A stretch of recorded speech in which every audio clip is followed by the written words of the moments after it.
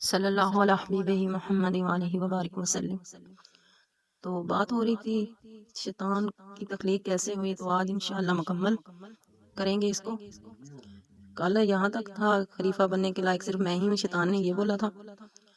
اسی وجہ سے وہ حضرت آدم علیہ السلام کے پتلے کو اذیت دیتا۔ جب عزازیل حضرت آدم علیہ السلام کے پتلے کو مارتا تو اندر سے مٹی کے کھٹکنے کی آواز آتی۔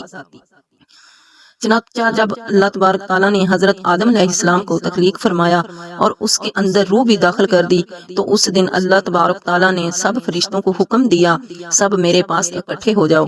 جب سارے فرشتے اللہ تبارک تعالیٰ کی بارگاہ میں حاضر ہو گئے تو اللہ تبارک تعالیٰ نے حکم دیا کہ میں زمین پر اپنا ایک بندہ پیدا کرنے والا ہوں جو زمین پر جا کر میرے حکم کی تعمیل کرے گا۔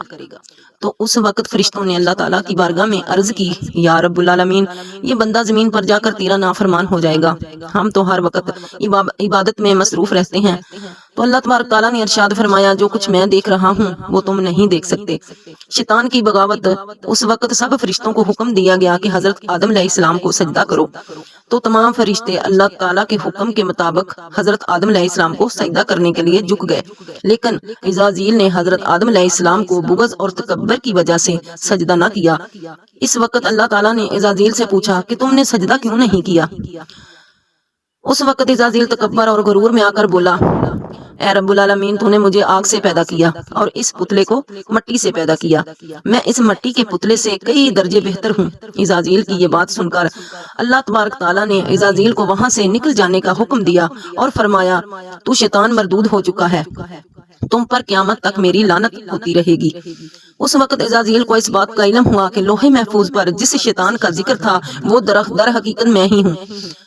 اس طرح جب عزازیل اللہ تبارک تعالیٰ کی نافرمانی کی وجہ سے شیطان مردود بن گیا تو اللہ تبارک تعالیٰ سے کہنے لگا، اے رب العالمین، میں چاہتا ہوں کہ مجھے قیامت کے دن تک زندہ رہنے کی مہلت دی جائے۔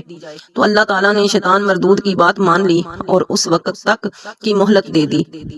اس وقت شیطان مردود اللہ تعالیٰ کی بارگاہ میں عرض کرنے لگا، میں تیرے بندوں کو راہ سے بھٹکاؤں گا اور ہر طرح سے تیرے بندوں کو تیرے حکم کا نافرمان بناؤں گا، اور بہت سارے تیرے بندے میرے شکنجے میں آ کر تیری نافرمانی کریں گے اور گناہوں کے اندر مبتلا ہو جائیں گے۔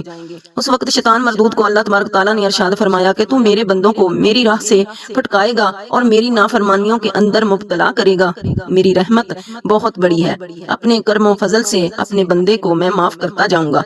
اس طرح غرور اور تکبر کی عزازیل شیطان مردود بن گیا اور اللہ تبارک تعالیٰ نے لعنت کا طوق اس کے گلے میں ڈال کر اس کو آسمان سے نیچے پھینک دیا، اور اس وقت اس طرح شیطان مردود ہمیشہ ہمیشہ کے لیے اللہ تبارک تعالیٰ کی رحمت سے دور ہو گیا۔ روایات میں آتا ہے کہ جب قرب قیامت دوسرا سور پھونکا جائے گا تو اس وقت اللہ تبارک تعالیٰ شیطان کو دردناک موت عطا فرمائے گا، اور اس کے بعد شیطان مردود کو ہمیشہ ہمیشہ کے لیے جہنم میں داخل کر دیا جائے گا۔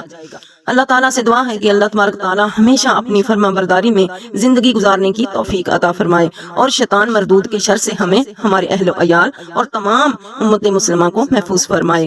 آمین ثم آمین۔